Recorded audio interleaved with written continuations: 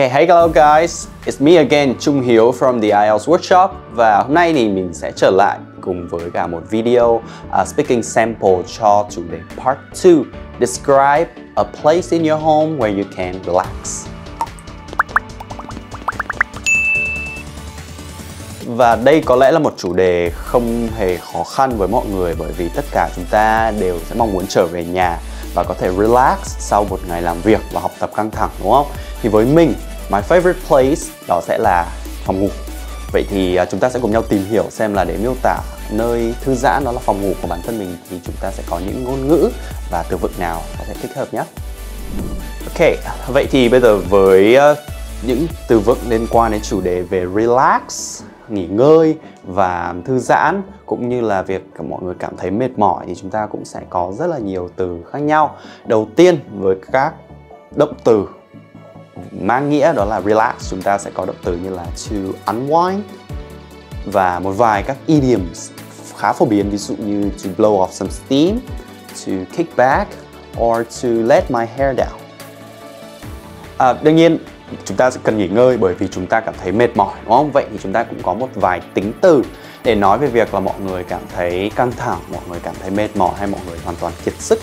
Chẳng hạn những tính từ như là to be drained, to be worn out, to feel exhausted or stressful. Right. Và để có thể miêu tả về một phòng hoặc là bất cứ một cái không gian nào đó trong ngôi nhà của mọi người, thì mọi người cũng có thể sử dụng một vài tính từ để miêu tả. Chẳng hạn như chúng ta có tính từ spacious để miêu tả một nơi rộng rãi, hoặc ngược lại mình cũng có thể sử dụng tính từ cramped để miêu tả những nơi mà nó khá là chật chội. Ngoài ra chúng ta cũng có thể sử dụng những tính từ như là cozy để miêu tả một căn phòng thực sự là ấm cúng và thoải mái. So currently I am working as an English teacher and I teach night classes, but I also have, private tutor gigs in daytime. So practically I have to work all day, and the moment I return home, the first place I would want to rush to would be my bedroom. So my bedroom is not very spacious. There's only very little furniture, including one wardrobe, one TV set, and a desk and a bed. But the thing I like most about the setup of this room is that my bed is faced directly opposite the TV. So like the moment I lie on the bed, I can immediately reach the remote and turn on the TV screen to watch my favorite programs or series, or maybe play some music on YouTube. And my bedroom is practically like my sanctuary, my safe haven, where I can just get away from all the problems, all the hassle in life, and it's where I can truly relax and unwind, and maybe just to re-energize after being completely worn out during the day.